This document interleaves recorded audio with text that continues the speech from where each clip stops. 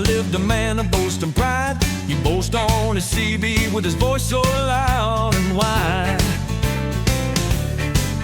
He bragged about it, set up his antenna tall and grand, but his mouth wrote checks, his actions couldn't stand. The CB braggart of Tacoma town, with his tower high and his voice so loud. But one day he pushed it just a bit too far. A neighbor had enough, went to his yard.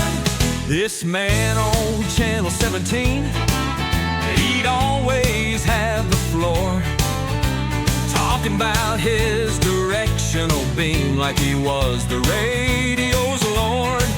But his neighbors, they grew weary of his endless boastful sound.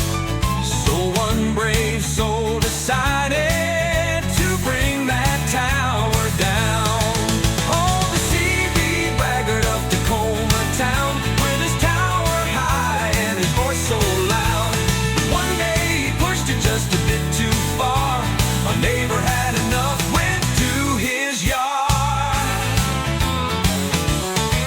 With a wrench and some determination came the quiet of the night. Pulled that tower down, oh what a sight. The cold frozen cable from the icon, it came loose.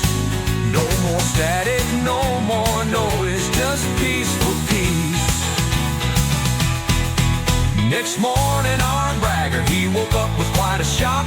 His radio silent, his pride took quite a knock.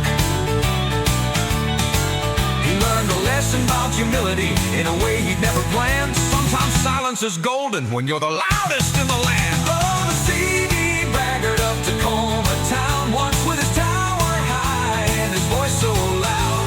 But one day he pushed it just a bit too far. A neighbor had enough, went to his yard. So if you're on the airwaves, remember this tale.